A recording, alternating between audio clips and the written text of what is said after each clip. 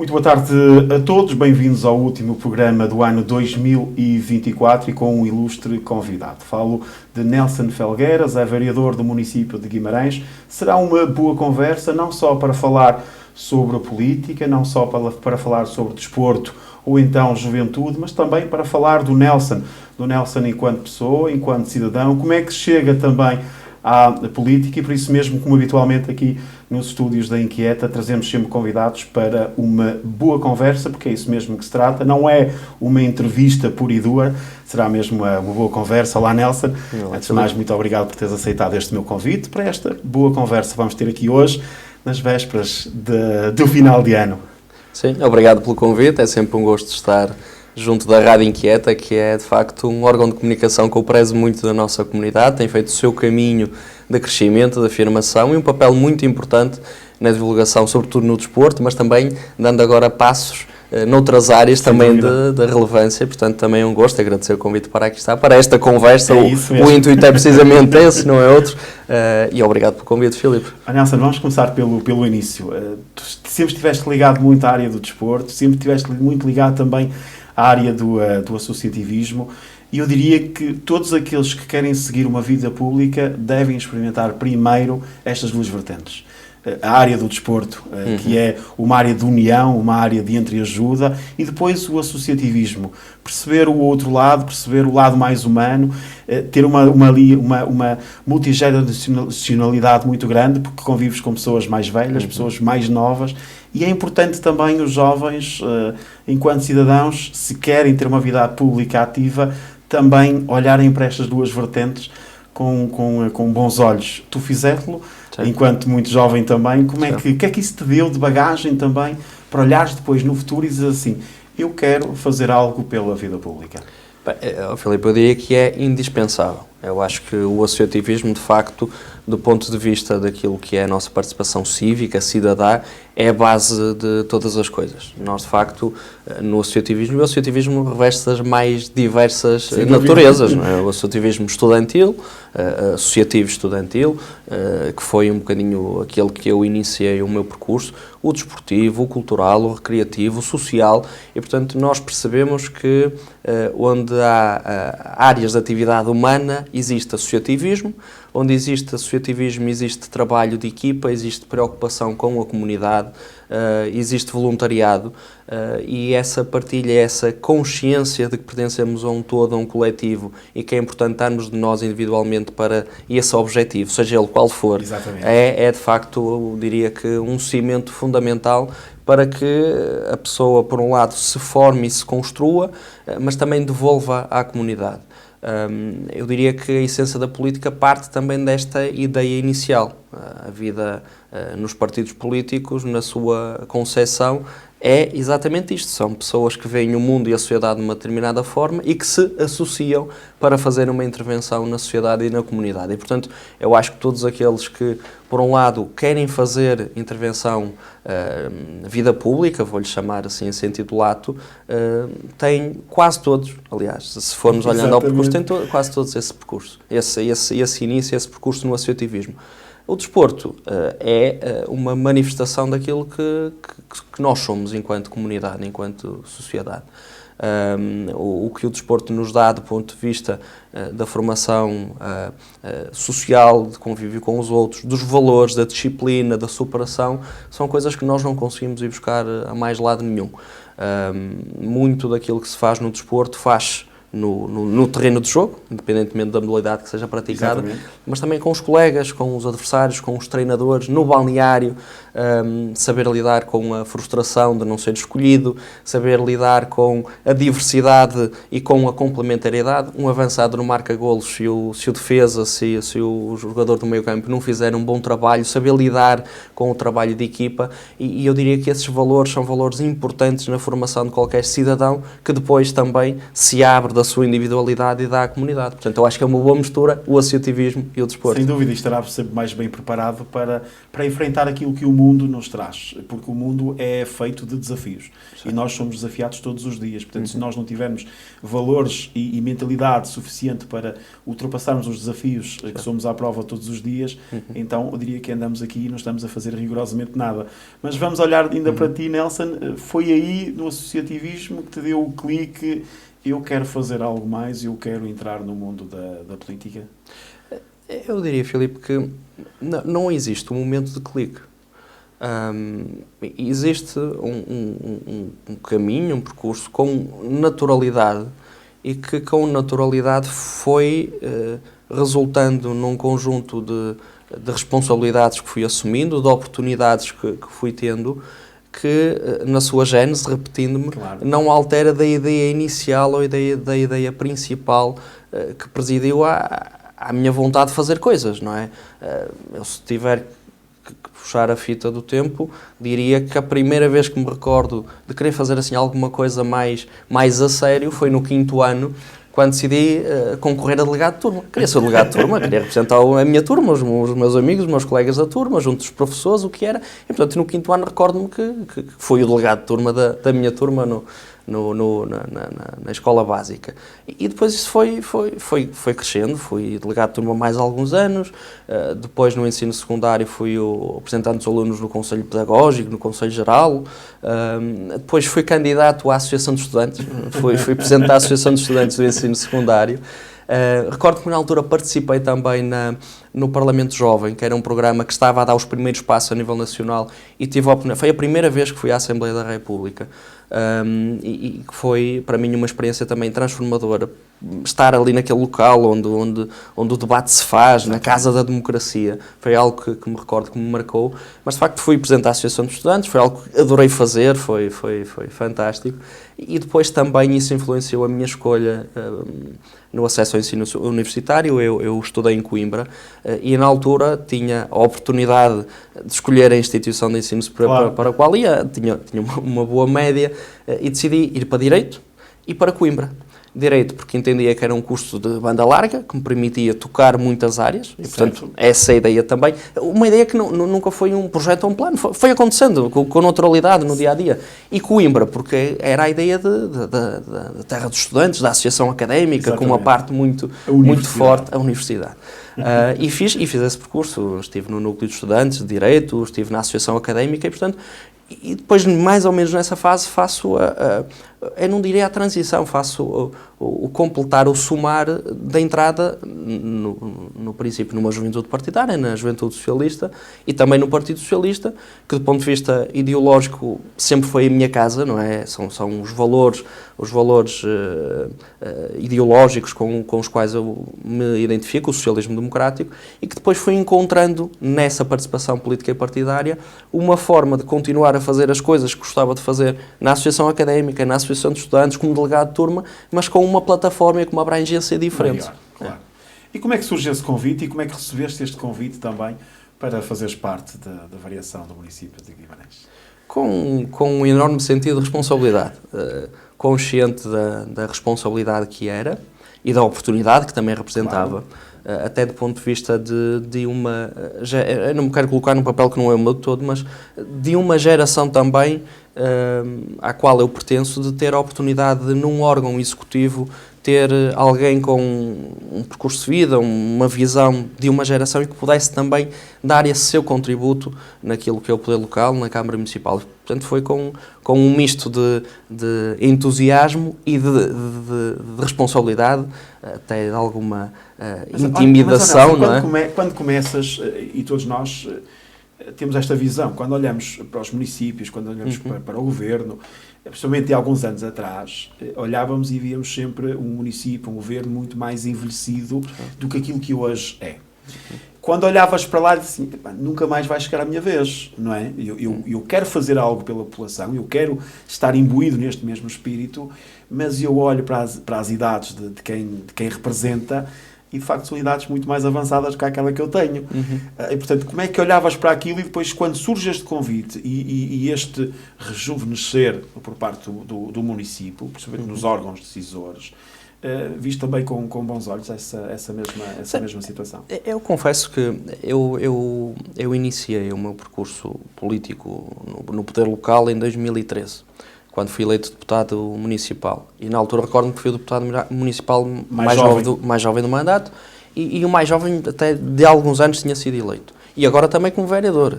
Eu fui eleito vereador com 31 anos, que é relativamente novo. Mas, de uma forma muito, muito direta, eu confesso que nunca olhei para essa possibilidade ou para esse cenário dessa forma estanque. Eu também não tenho a ideia de que só os mais novos ou os mais velhos é que representam determinada franja da sociedade. Não acho isso. Mas acho que existe uma sensibilidade e uma proximidade diferente daqueles que são mais jovens ou mais velhos, sim, com os problemas e com os desafios que aquela faixa geracional enfrenta. Nós em Guimarães fomos tendo esse percurso evolutivo, ou seja, nós já tivemos executivos mais jovens, mais velhos. Quer dizer, nós no início, neste mandato, todos nós éramos mais jovens do que somos agora. Claro. E portanto é com alguma, mais uma vez, com alguma naturalidade que esse processo, vou-lhe chamar de rejuvenescimento, também acabou por acontecer neste Executivo Municipal, fruto também da decisão e da vontade do Sr. Presidente de Câmara, Domingos Bragança. Mas esse é um fenómeno que, se nós analisarmos com atenção, percebemos que é um fenómeno nacional e internacional. Sim. E diria que é um dos grandes desafios das democracias ocidentais, que é essa capacidade de renovação. Nós olharmos, por exemplo, para o 25 de Abril e tudo aquilo que foi o processo democrático nos anos seguintes, percebemos que os protagonistas políticos eram jovens. Sim. Eram jovens, foram jovens essencialmente que fizeram a revolução e depois foram fazendo também o seu percurso. Portanto, o tempo foi passando para todos. Eu acho que é decisivo, fundamental que a democracia portuguesa, das democracias ocidentais, percebemos que este é um fenómeno que se espalha na Europa, nos Estados Unidos, tenham essa capacidade, por um lado, de rejuvenescer aquilo que são os seus decisores políticos, mas, sobretudo, de voltar a ligar, a conectar todas as franjas da população, nomeadamente as mais novas, do processo democrático e do processo político. Era isso que eu te ia perguntar, Nelson, porque hoje em dia nós vemos uma juventude cada vez mais informada, cada vez mais capacitada e também cada vez mais exigente. E depois, como é que se consegue olhar para estes jovens e dar-lhes as garantias que eles próprios querem para este novo mundo que está agora em evolução, não só a era digital, mas há um mundo completamente diferente hoje daquilo que era há 30, 40 ou 50 anos atrás. Portanto, a política para os jovens de hoje não tem nada a ver com aquela que era feita anteriormente. É um desafio também para vocês olharem para estes jovens de uma forma também ela completamente diferente e fazer uma política também ela completamente diferente, porque sabem que a exigência deles é muita. E depois, por outro lado, sentes que, apesar de todo o conhecimento que eles adquiriram, quer com as universidades, quer com os ensinos superiores, enfim, com mestrados, doutoramentos que eles já têm, que já possuem muitos deles, ainda continua a haver um descrédito naquilo que é a política pública? Vamos por partes. Em primeiro lugar, eu considero que um dos grandes desafios que nós temos enquanto comunidade é precisamente recuperar, estabelecer essa ligação entre todas as gerações, nomeadamente as gerações mais jovens, e as instituições democráticas, os partidos políticos, independentemente da sua natureza ideológica, não é disso que estamos a falar, no fundo, a credibilidade das próprias instituições. Voltar as pessoas a conectarem, a perceberem como é que funciona, porque é que funciona, e terem, de facto, uma exigência que seja uma exigência não no abstrato, e uma exigência não no desconhecimento, mas uma exigência concreta. Portanto, acho que esse é um dos desafios que temos. Há passos que acho que temos que dar. Nós, de facto, fizemos um percurso tremendo de evolução enquanto país e das pessoas que habitam este país. E, portanto, esta realidade, Filipe, que há pouco descreveste, temos uma geração que dá como adquirido, ainda bem que assim é, o acesso ao ensino superior, o mestrado, o doutoramento, no fundo, a aposta nas qualificações como veículo para uma vida melhor. É uma realidade que os meus pais não a viveram, os meus avós nem tanto. Mas nós, a este somar de melhoria da qualidade de vida do ponto de vista geral, temos que ter, e das qualificações, consequentemente, temos que ter também noção de que tem que haver um acompanhamento da participação cívica e cidadã das pessoas. E eu sinto que, efetivamente, nós demasiado tempo desvalorizamos esta parte e valorizamos, e bem, não estou a dizer que não o fizemos bem, a parte da formação académica, dos resultados escolares, dos rankings, etc. Eu sinto é que nós temos que somar a essa preocupação e essa maior consciência também instrumentos, mecanismos, valorização social da participação cívica e cidadã, associativa, que falávamos há pouco, para que nós construamos uma comunidade em que o individual não é o alfa ou o ômega de tudo aquilo que nós fazemos. Porque se nós nas escolas, ao longo do percurso de crescimento das crianças e dos jovens, lhes dissermos de forma direta ou de forma indireta, claro, não é, subliminar, que o que importa é apenas e só o teu resultado, apenas e só o teu percurso, estamos a criar cidadãos absolutamente autistas para com a comunidade e a sociedade que os rodeia, egoístas. E isso corrói e destrói a democracia, porque a célula fundadora da democracia é o cidadão. E, portanto, nós precisamos de cidadãos plenos. E para que isso aconteça tem que existir esta valorização da participação política, cívica e cidadã. Nós não podemos... Está na escola, então. A escola é um espaço de excelência para que isso aconteça. Mas antes de irmos à escola, Filipe, só dizer, porque acho que é importante dizer isto, nós não podemos insistentemente, constantemente, diabolizar a política, os partidos, os políticos, ao mesmo tempo que continuamos a defender um sistema democrático. Isso é incomportável. E, portanto, nós temos que ser exigentes, mas temos que ser responsáveis também. E a principal responsabilidade é assumirmos e chamarmos a nós também o destino daquilo que queremos fazer. Portanto, a política para os jovens deve ser feita com os jovens. Claro. Tem que participar, tem que estar ativos, tem que ter oportunidades para participar, de ser ouvidos, de ser envolvidos, de estar em locais de decisão. Isso é decisivo para que, de facto, este processo natural de fortalecimento da democracia aconteça. E como é que os colocamos nesses lugares de decisão? Bem, como é que os chamamos? Eu aí sou muito... Eu acho que deveria haver aqui uma forma de, desde o 5º ano, termos uma educação política plena para os jovens, uma educação financeira, porque hoje em dia, e eu sou completamente contra, temos o cartão e eles vão com o cartão e pagam tudo com o cartão, mas não sabem quanto custa efetivamente uma hora de trabalho para poder carregar aquele cartão, e acham que tudo é fácil e que o dinheiro aparece de estalar de dedos naquele cartão. Portanto, acho que faz falta esse sentido cívico, esse sentido financeiro, desde o 5º ano, porque senão depois também não vale a pena, não é? Como é que queremos que depois, aos 20 anos ou aos 21, eles sejam parte ativa daquilo que são as decisões, que apareçam, que debatam, que escolham com responsabilidade, se até ali nós os deixamos também completamente de parte. Filipe, antes de responder de forma direta à tua questão, até porque é uma área que eu tenho particular interesse e agora até alguma responsabilidade enquanto vereador da Juventude e que trabalho em colaboração com a minha colega da Educação para precisamente desenhar programas que deem resposta a isso. Se me des a oportunidade, falarei de alguns deles. Mas antes de ir aí, eu não sou nada paternalista e diria até sou politicamente incorreto relativamente àquilo que deve ser a participação dos jovens na política e a forma de os trazer. E a primeira coisa que eu digo é, os jovens não são coitadinhos nenhuns. E os jovens não têm que ter um atestado de inferioridade ou de minoridade ou de pedido de autorização ou de licença para fazer o que quer que seja.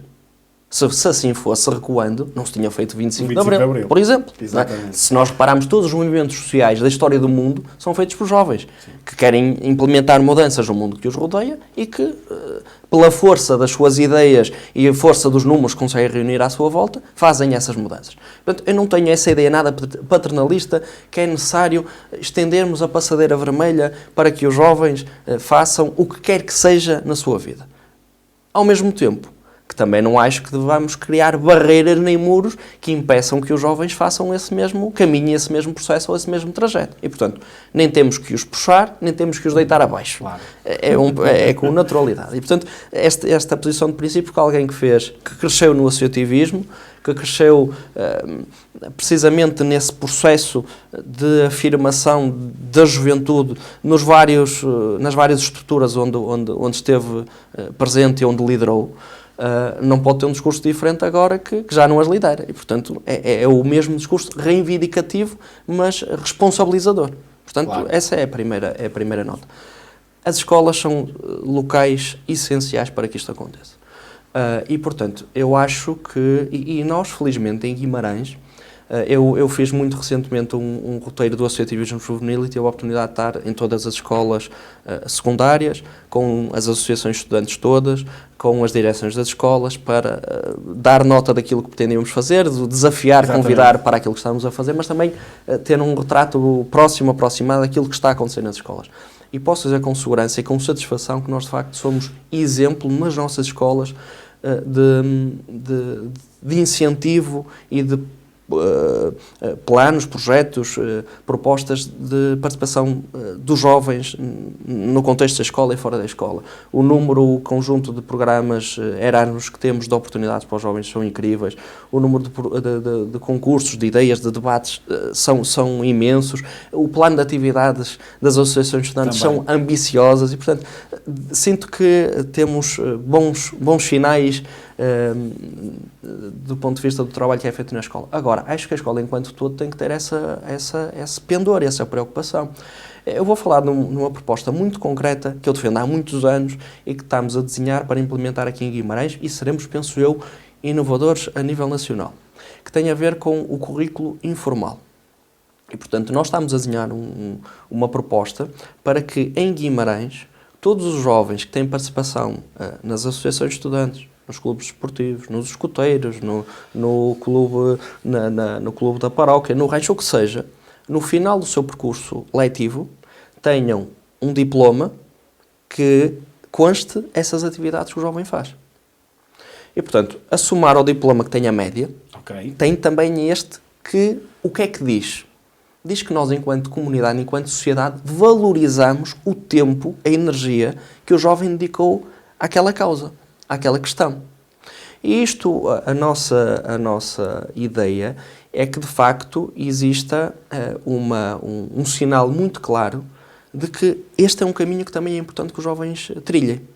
Porque se na escola tiverem contacto precisamente com estas experiências, sem dúvida que vão ser cidadãos mais completos. Sim, e mais preocupados com o mundo. E, portanto, esta é uma medida concreta que nós estamos a desenhar à data de hoje e que sentimos que pode fazer a diferença. Porque a escola vai passar a dizer, não é só a média que conta, é também, tem que se esforçar, tem que estudar, mas é também aquilo que fazem fora da sala de aula. É também a associação de estudantes, o clube de leitura, o clube de debate, etc, etc. Em simultâneo, nós temos, e isto tem que ser política nacional, claramente, eu deposito uma grande expectativa naquilo que tem que ser a formação cívica, nas próprias escolas, com um programa concreto. Eu concordo que nós devíamos ter um módulo que desse literacia financeira. Acho que é importante. Acho que era importante que nós tivéssemos algo leve, adaptado, como é óbvio, não vamos ter aqui uma pastilha que ninguém quer saber da coisa. Mas, por exemplo, explicar, por exemplo, como é que funcionam as instituições democráticas. Para que é que serve o Parlamento? Sim. Como é que se elegem os deputados? Nelson, eu vou mais longe. Nós temos os feriados. Sim. Dizem respeito a quê? Pois, é um bom exemplo. Não dizem respeito a quê? Não há aulas? Sim. Não pode ser o pretexto. O não haver aulas amanhã, porque é feriado, não pode, tem que haver essa educação, tem que saber exatamente o porquê daquele feriado. Seja ele do âmbito religioso ou não, independentemente do que seja o feriado. Mas tem que saber. Não, eu acho que há caminho para fazer e há, sobretudo, até do ponto de vista... Todos nós temos responsabilidade. No contexto das escolas, do nosso contexto familiar, profissional, dos decisores políticos, dos órgãos de comunicação social, nós temos uma responsabilidade de pedagogia e, sobretudo, de seriedade no debate e no fundo, na análise que fazemos. E, portanto, é importante que nós, enquanto sociedade e comunidade, viremos a página e passemos a dizer, bem, o que está mal na nossa sociedade é possível de ser resolvido. Tenho que arregaçar as mangas e fazer por isso. Acho que é o caminho, é mesmo esse. Nelson, estamos no âmbito ainda da juventude. Sim. Olhamos para esta juventude e o município esforça-se também, no qual eu, felizmente, sou também convidado a participar. Temos a Semana da Juventude. Esperas, isto tem poucos anos, esta semana, esta abertura aos jovens para poderem conhecer e vivenciar novas experiências. Esperemos que nos próximos anos cada vez mais jovens possam interagir com aquilo que é essa mesma Semana da Juventude. O que é que está a ser feito, o que é que está a ser programado para que os jovens possam efetivamente sair do quarto, sair dos jogos online e poderem olhar cá para fora para o mundo que outrora estavam completamente com os olhos fechados e não o viam. O que é que está a ser feito, o que é que pode ser feito também nos próximos anos, sendo que a Semana da Juventude tem pouquíssimo tempo ainda e vai crescendo e vai evoluindo ao longo dos anos. Mas o que é que pode ser feito através das escolas, através das associações, através das coletividades esportivas? E há tanto, se calhar, que pode ser feito em parceria, porque eu acho que quando estamos em comunidade e quando o município tem, obviamente, muita responsabilidade naquilo que é os apoios, naquilo que é as ajudas, não só aos clubes desportivos, mas às coletividades socioculturais, enfim, entre outras, trazer também elas à responsabilidade e trazer também elas a temática da juventude. Porque acho que seria importante e interessante também para que todos juntos pudessem trabalhar nesse sentido. Sim, sem a mínima dúvida. Nós estamos com um programa muito, muito ambicioso aqui em Guimarães na área da juventude. Nós, de facto, durante este mandato temos tentado reforçar essa nossa relação com a juventude em Guimarães, alterar um pouco o paradigma daquilo que é a nossa relação com a juventude do ponto de vista individual e do ponto de vista institucional e, portanto, as associações, as organizações representativas de juventude. E temos um programa âncora que é o Guimarães Ser Jovem. E que, no fundo, é um pacote de medidas de política pública, nas mais diversas áreas, muito concretas, muito específicas, que visa ter impacto direto na vida dos jovens em Guimarães. Estamos a falar em propostas concretas na área da mobilidade, na área da habitação, na área do acesso à cultura, ao desporto, ao acesso ao mercado de trabalho. Portanto, temos um programa muito ambicioso, que já tivemos a oportunidade de apresentar em reunião de Câmara, o início desse procedimento, e que será por etapas. Estamos a montar um puzzle que, completado, será de facto absolutamente transformador daquilo que é o território. Será sem dúvida referência a nível nacional do ponto de vista de paradigma de políticas públicas na área da juventude. Porquê? Porque parte de um pressuposto que para mim é o essencial, que é o deixarmos de pensar políticas de juventude de forma setorial e passarmos a pensá-las de forma central. Ou seja, no lugar de, na área do desporto, por exemplo, termos um programa e depois, naquele programa, pensar o que é que isto pode aproveitar aos jovens. Okay. No social é a mesma coisa, na mobilidade é a mesma coisa, fazemos a pergunta ao contrário, que é, temos os jovens em Guimarães, o que é que eles precisam na sua vida, nas mais diversas dimensões, para se realizarem? E mobilizar as políticas públicas setoriais em função daquilo que é a proposta de cidade para os jovens que nós queremos criar. Claro. Isto muda completamente, porque é uma abordagem integrada, é uma abordagem holística e que tem uma leitura enquanto estratégia e enquanto acumulado de propostas e de medidas para a juventude, que é diferente de termos as medidas avulso, que depois, convergindo, beneficiam os jovens, não é isso que está em causa. Felizmente, Guimarães sempre teve muito esse dinamismo e essa preocupação, mas o olhar, ou a perspectiva do olhar, alterou-se. Queria demorar mais tempo na primeira fórmula. Sim, e sobretudo percebe-se que há aqui uma estratégia. E eu acho que isso é importante que aconteça. Portanto, temos essa dimensão. E essa dimensão depois ramifica em vários eixos de atuação, e um dos eixos de atuação que estamos já a todo vapor é o eixo da participação cívica e cidadã, que tem a ver precisamente com, que é o Guimarães é Jovem, e que tem 3, 4 eixos principais. Filipe, podendo, falo sobre eles muito rápido. O primeiro deles, nós estamos a construir em Guimarães, reunimos pela primeira vez no dia 14 de dezembro, aquela que será a maior rede de grupos informais do país. O que é isto? Jovens em contexto escolar, em contexto não escolar, lançamos o desafio às juntas de freguesia, aos escuteiros, aos grupos das paróquias, para que jovens que ainda não estejam a participar do ponto de vista associativo, mas queiram ter algum tipo de dinâmica. E, portanto, nós estamos a dinamizar grupos informais por todo o concelho. Temos já cerca de 800 jovens de forma direta a participar nestes grupos informais, e a nossa vontade é que este movimento resulte na maior Assembleia Juvenil do país, constituída, alimentada pelos grupos informais, que mais não é estes grupos informais, que são constituídos de 3, 4, 5 jovens, que pensam em coisas que gostavam de fazer e que têm apoio, têm acompanhamento, têm uma tutoria de desenvolvimento socioemocional que entendemos que pode ser muito importante. Claro. Portanto, é a Rede Cosmos e que já está a operar a todo vapor. E é capaz de fazer também levantar aqui uma questão muito interessante, que é o facto de os jovens, ao não experimentarem, não são tentados a. Portanto, não vão. Não conhecem, não vão. Só o facto de às vezes experimentarem, assim, eu até gosto disto, se calhar vou... Filipe, e o mérito dos venho grupos para aqui, informais... venho para esta associação. E o mérito dos grupos informais, na minha perspectiva, é que não se reveste do formalismo que as associações ainda têm. Dos estatutos, das atas, de tudo mais. É um grupo informal. E, portanto, é informal. E dá a resposta, muitas vezes, àquilo que nós percebemos que os jovens querem. Portanto, estamos nesse caminho da Rede Cosmos.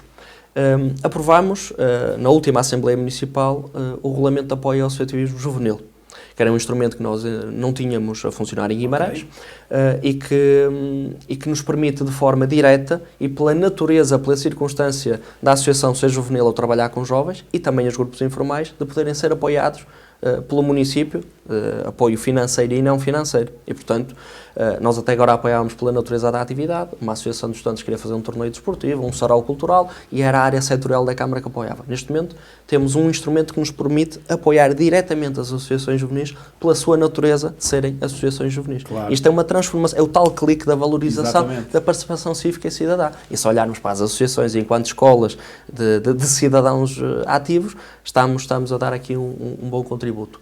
Vamos desmontar, desconstruir completamente a Semana da Juventude. Vamos ter um mês dedicado à juventude. Ainda estamos a aprimorar o nome, mas neste momento está mais ou menos os melhores dias da tua vida. Se calhar vamos melhorar isto, mas neste momento está nisto.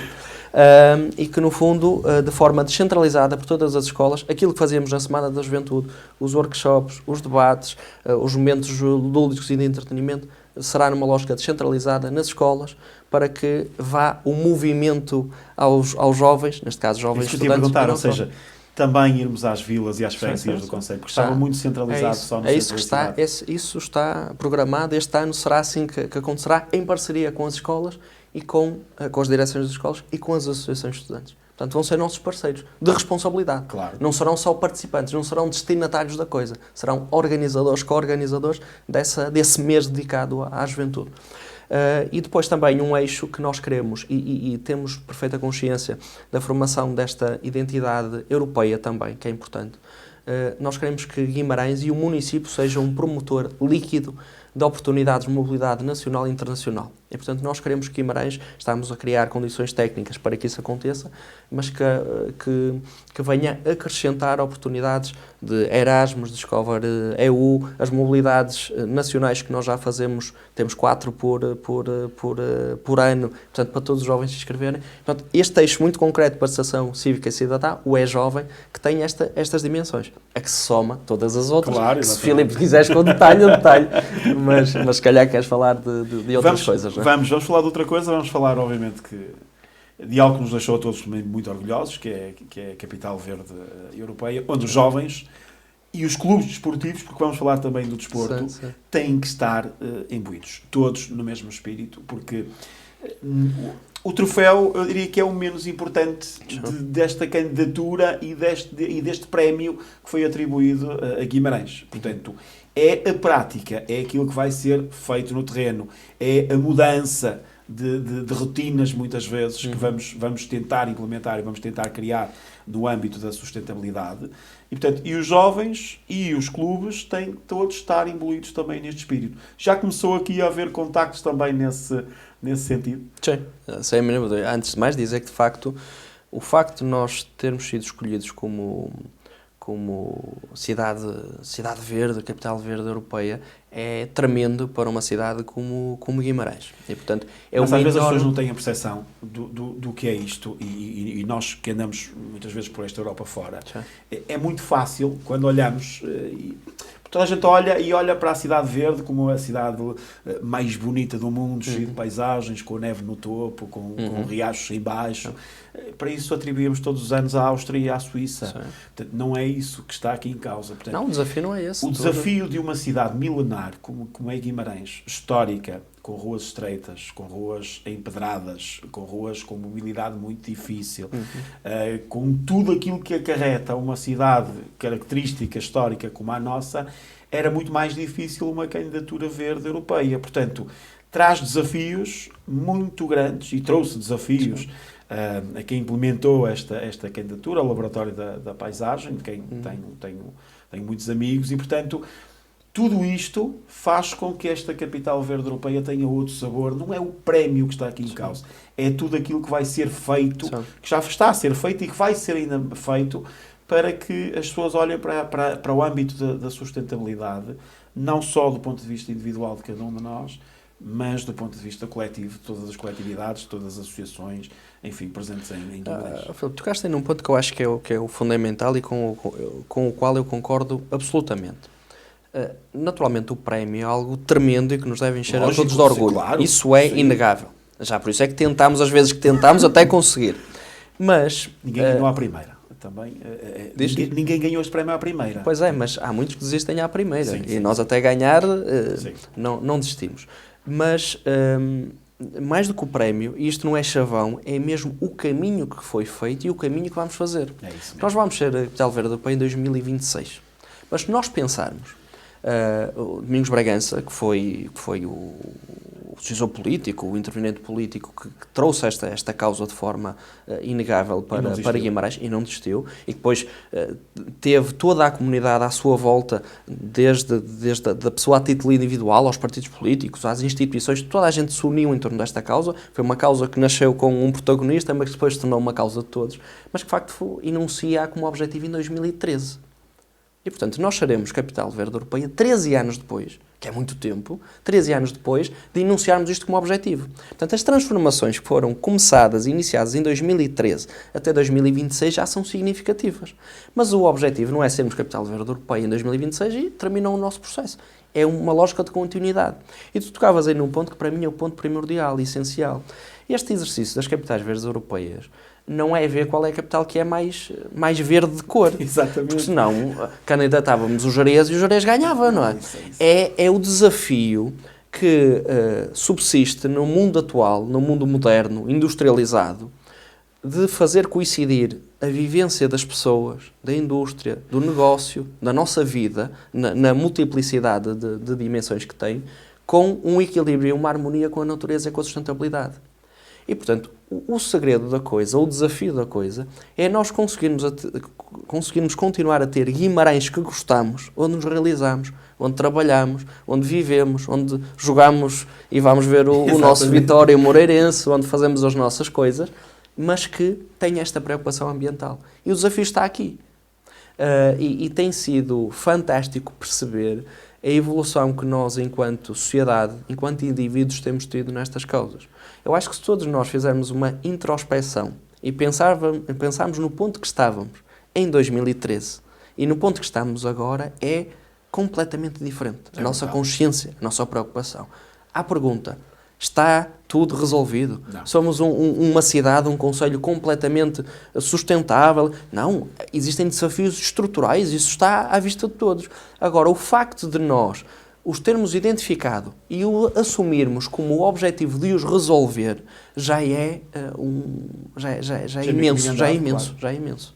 E, sim, portanto, sem sombra de dúvida. Agora, sobre clubes e jovens, sim, os jovens são uma força motriz. Eu diria que um dos programas mais identitários destes processos de candidatura à Capital Verde é o programa Pegadas, que é o programa que tivemos em todas as escolas de transformação Exatamente. de mentalidades dos mais jovens aí nas crianças. E é fantástico perceber que, de facto, tem resultado e tem alterado mentalidades e alterado comportamentos. Portanto, os jovens têm que ser parte do processo, não do futuro, mas do presente, nessas e noutras transformações. Até porque a causa da sustentabilidade ambiental é uma causa também geracional, muito das franjas mais jovens. Percebemos que existe uma preocupação, se fizéssemos um ranking de questões que mais preocupam aos jovens, as questões da sustentabilidade ambiental estão nas prioridades. Os clubes. Nós cá em Guimarães lançamos há 2 anos, 2 anos sensivelmente, um programa inovador, diferente, que visa também trazer, envolver o fenómeno desportivo, que em Guimarães é muito forte, não é? Para estas questões da sustentabilidade ambiental, nomeadamente o desporto de carbono zero, que é uma proposta de política pública municipal, Câmara Municipal de Guimarães em parceria com o Laboratório da Paisagem, que de forma totalmente livre e gratuita disponibiliza a todos os clubes do Concelho de Guimarães o desporto de carbono zero, que se divide em três eixos, se quisermos. O primeiro, um plano de sustentabilidade desenhado ao pormenor, personalizado para cada clube, ou seja, os técnicos do Laboratório da Paisagem desenham um plano de sustentabilidade a médio e longo prazo, com medidas concretas de transformação de comportamentos, de recolha de lixo, horários de treino, transportes, infraestruturais, de aquecimento de águas, de iluminação, tudo isso, Laboratório da Paisagem, primeira fase, primeiro eixo. Segundo eixo, a disponibilização de uma plataforma que foi desenhada para o efeito, informática de monitorização e de controle, precisamente da implementação dessas medidas. Este é o segundo eixo. Terceiro eixo, a orientação das políticas públicas do financiamento para o cumprimento dos objetivos. Ou seja, tudo que forem objetivos, sobretudo infraestruturais, de melhoramento, de modernização das instalações esportivas dos clubes, que estejam inscritos no plano de sustentabilidade, terão prioridade, via verde, no que ao acesso ao financiamento municipal diz respeito, o terceiro eixo. Eu estive presente também e conheço perfeitamente o Carbono Zero. Alguns clubes inscreveram-se logo no primeiro ano, já receberam inclusive o galardão para colocarem também nos respectivos museus ou sedes desses mesmos clubes. E na altura eu recordo-me estar a conversar convosco e dizer que isto deveria ser estendido, porque eu adorei a ideia, conheci de fundo essa mesma ideia, deveria ser estendido também às associações culturais e recreativas, porque acho que era interessantíssimo colocar-se isto. Mas deixa-me brincar aqui um bocadinho, é mesmo uma brincadeira, não é do voo da competência do Nelson, mas eu debato-me com isto já há muitos anos, até porque há alguns clubes alemães que se têm debatido também com esse facto, nomeadamente da sustentabilidade ambiental. Porque não, eu sei que isto não vai acontecer, e será muito difícil acontecer, mas porque não em 2026, em Guimarães, por exemplo, não se jogar à noite. Não se fazer nenhum único jogo desportivo à noite, precisamente por causa também, não só da poupança energética, que advém para os clubes, mas também no âmbito da sustentabilidade ambiental. Eu recordo-me, aqui há 2 anos, um clube alemão, salvo o Hertha de Berlim, que perguntava porque é que eles tinham que jogar em dezembro e em janeiro, se eram os meses em que gastavam mais gás e mais luz. Portanto, se o âmbito é gastarem menos e serem autossustentáveis, então porque é que não se estende o campeonato até junho para que não se permita jogar nessas alturas para poupar efetivamente e para que se possam criar esses âmbitos e esses hábitos sustentáveis. Portanto, se calhar era giro em 2026 podemos ter nenhum jogo à noite, todos de dia, sustentabilidade ambiental ao mais alto nível nesta capital. Está aqui uma ideia para as entidades que regulam as diversas modalidades. Parece-me uma ideia fora da caixa, mas pode ser interessante. Diria que os clubes também, podendo, também não se aborreciam com isso, porque a fatura também era menor.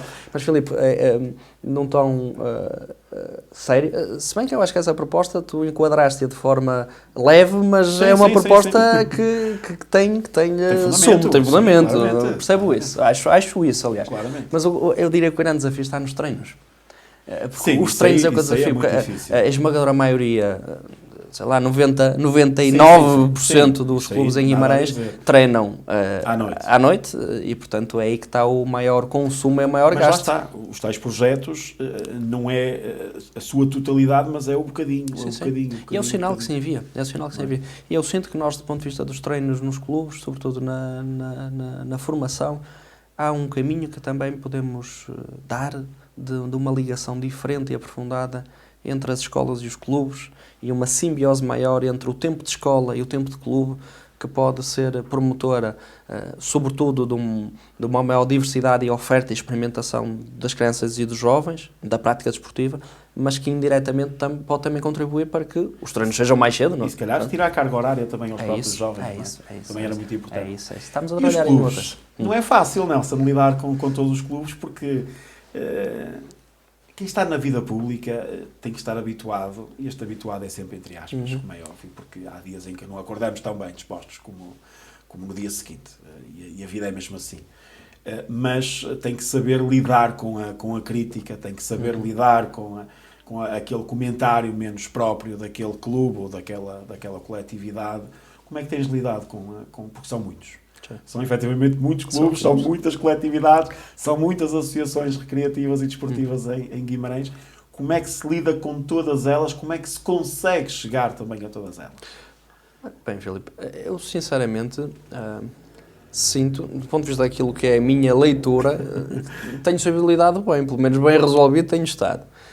Confesso que a esmagadora maioria dos clubes, as dificuldades que têm encontrado, os desafios que se têm colocado, tem sido um diálogo franco e construtivo.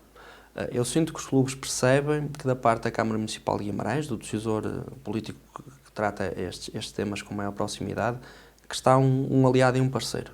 Eu uso esta expressão muitas vezes. O sucesso dos clubes em Guimarães é o sucesso da Câmara Municipal de Guimarães. E, portanto não existe aqui lados de barricadas diferentes. Nós temos mais de 70 clubes ativos. E naturalmente há muitos feitios, muitas personalidades. Sim, claro. Eu felizmente considero que com a esmagadora maioria dos clubes e dos dirigentes dos clubes tenho uma boa relação, uma excelente relação. São parceiros importantes da Câmara Municipal na promoção, na dinamização do desporto.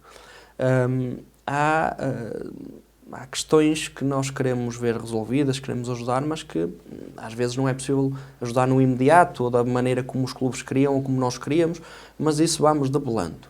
E, portanto, sob a crítica, eu sou um democrata convicto e profundo, vivo muito bem com a diversidade de opinião e de perspectiva, muito bem mesmo. Não gosto tanto quando é uma crítica que eu considero... Sim, mas há críticas construtivas e há críticas destrutivas.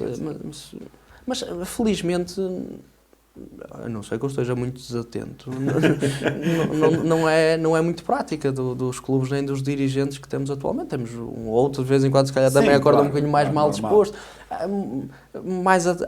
Muitas vezes mais entre eles do que com a Câmara, mais entre, mas isso também faz parte das rivalidades históricas, também dão um bocadinho de sal, não é, ao desporto. Mas honestamente sinto que, pelo menos estes últimos 3 anos, têm sido muito, muito positivos desse ponto de vista e, portanto, sabendo que é um meio exigente, com uma expressão social muito forte, elevada, muito elevada, com um calendário muito atarefado, vamos-nos encontrando muitas vezes, mas com uma diversidade porque a realidade dos clubes começa pelas modalidades. A realidade de um clube de basquete ou de vôlei ou de artes marciais ou de futebol ou de é completamente diferente de outro clube. Sim. De escala e de dimensão, há clubes que têm 100 anos de história, há clubes que têm 10 anos. Do ponto de vista da sua expressão, há clubes com 15, 20 atletas. O maior clube que temos tem 1000 e tal atletas de formação a praticar, ou seja, é um mosaico bastante diferente. Mas é com nota positiva que eu faço uma avaliação, não daquilo que eu estou a fazer, mas da relação e da dinâmica que vou sentindo com os diversos clubes. Sem a mínima dúvida, são nossos parceiros, são colegas. Nelson, há aqui, porque nós temos essa facilidade, nós vamos conversando com todos os presidentes, com todos os dirigentes de todos os clubes e associações desportivas de Guimarães, do Conselho, e há aqui... E nós conseguimos perceber aqueles que têm mais capacidade de conseguirem atingir determinados objetivos, como, por exemplo, boas candidaturas, como boas parcerias. E nós sabemos que há candidaturas que são, por si só, difíceis de serem realizadas. Há projetos que, às vezes, não saem da gaveta porque aquelas pessoas não conseguem, não têm ninguém que os ajude a que estes consigam, efetivamente, serem alavancados, saiam da gaveta e que se tornem projetos, efetivamente, válidos.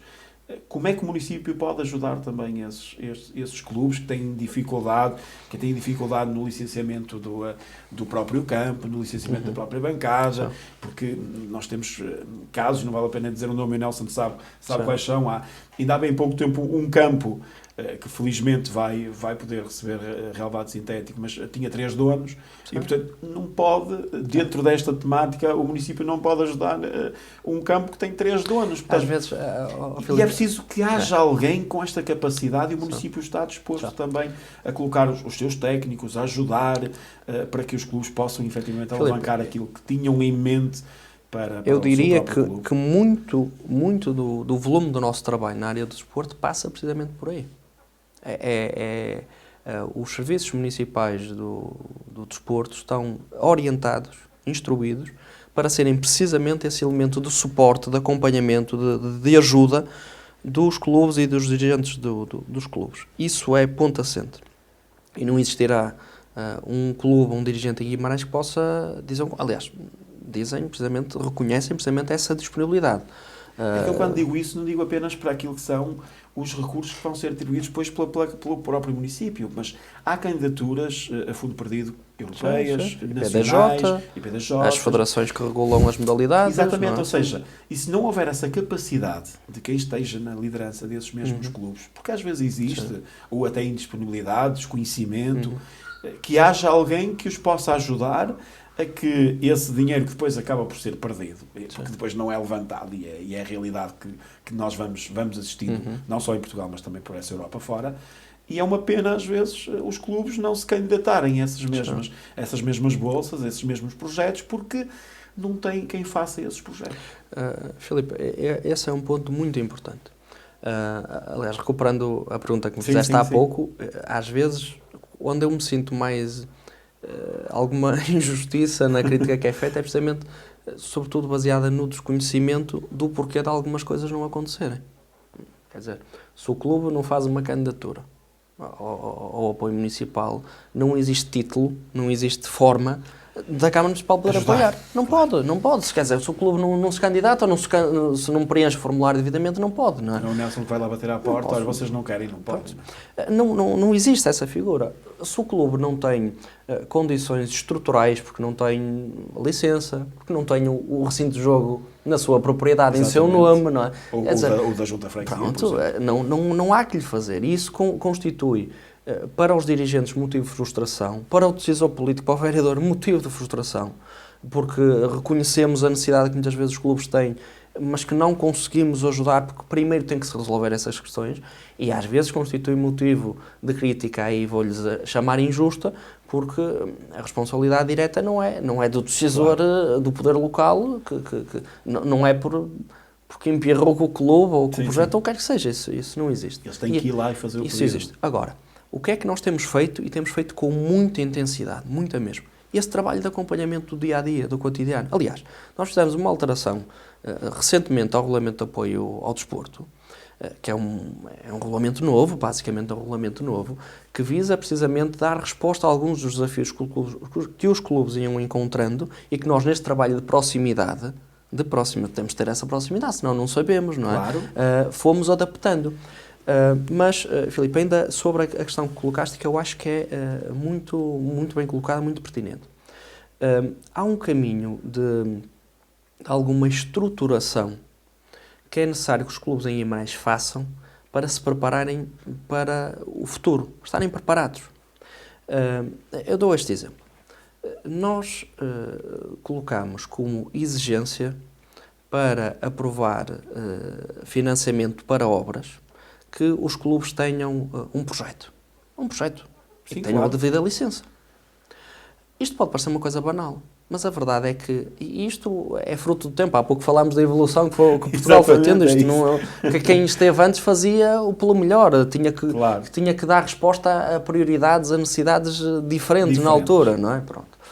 Mas neste momento nós colocamos isto como exigência, porque muitos dos clubes, a esmagadora maioria dos clubes, há um par de anos atrás, não tinha as suas próprias instalações desportivas regularizadas.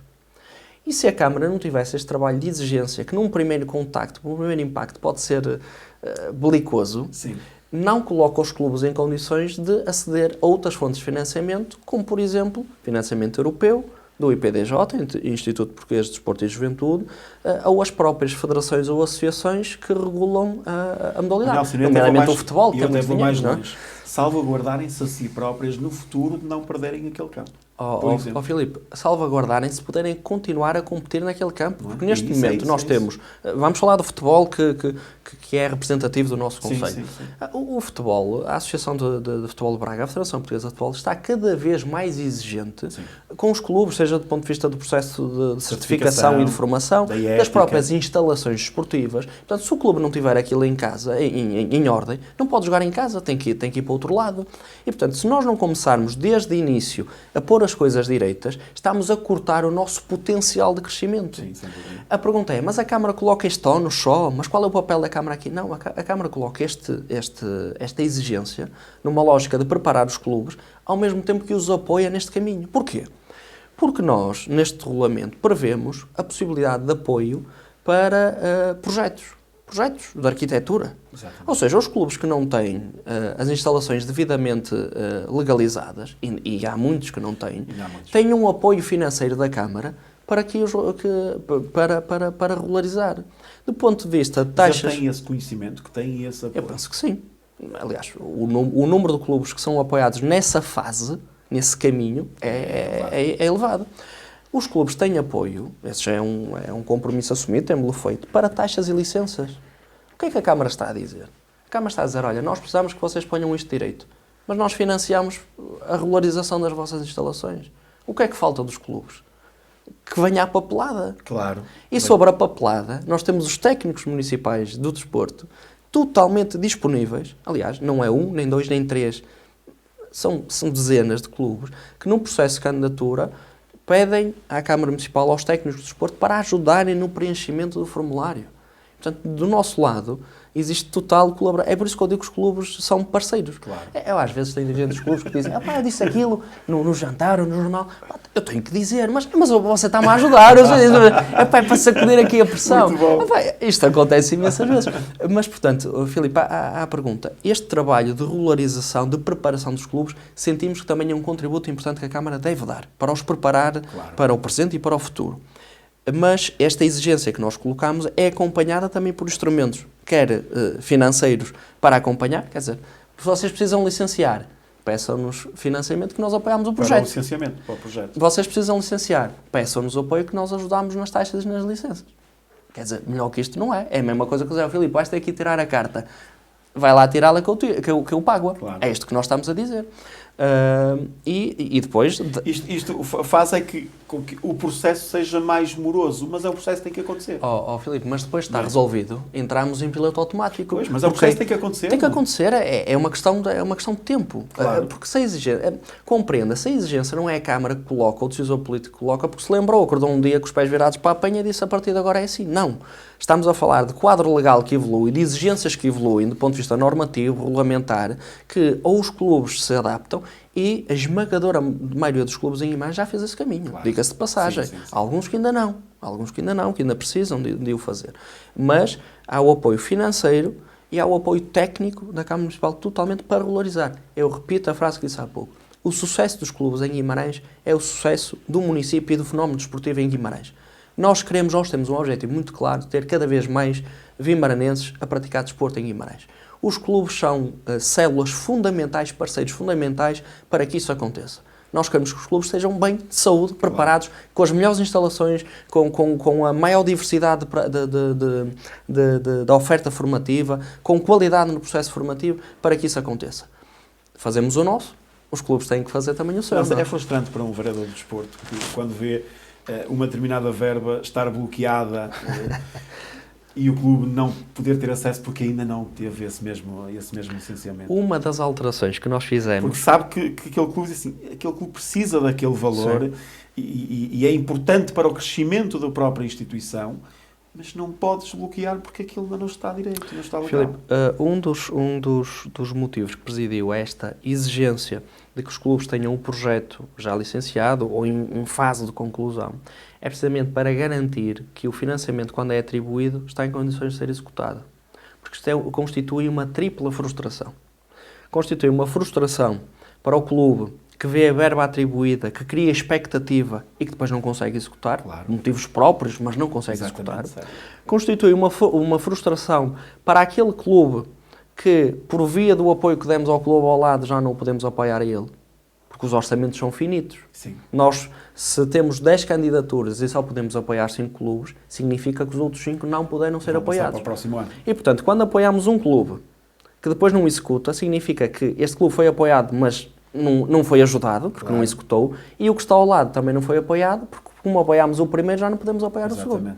Dupla frustração e tripla. Porque é o decisor político que toma a decisão e que depois não vê aquilo a concretizar. Claro. Nós, quando atribuímos um apoio, é porque reconhecemos que aquela obra, aquele financiamento é importante, é necessário, não é isso que está em causa. A frustração é brutal. E às vezes, Filipe, aqui um desabafo, coisas simples.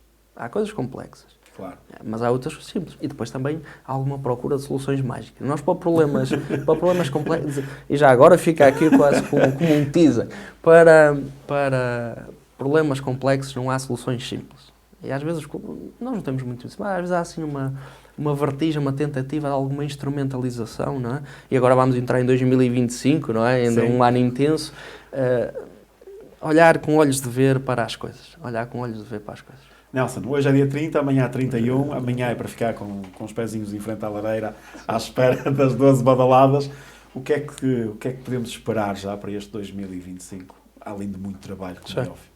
Bem, podemos esperar a continuidade dos bons projetos que temos em curso, nas áreas que me dizem respeito, a reformulação, a adaptação de outros, e também algumas novidades. Nós, no início do ano, vamos ter a oportunidade de publicamente também comunicar, vamos ter aí mais uma, ligado à sustentabilidade ambiental e ao desporto, vamos ter aí uma prova a acontecer nova, portanto ali por alturas de março, abril, não quero antecipar mais o furo jornalístico, exatamente. Mas vamos ter aí novidades.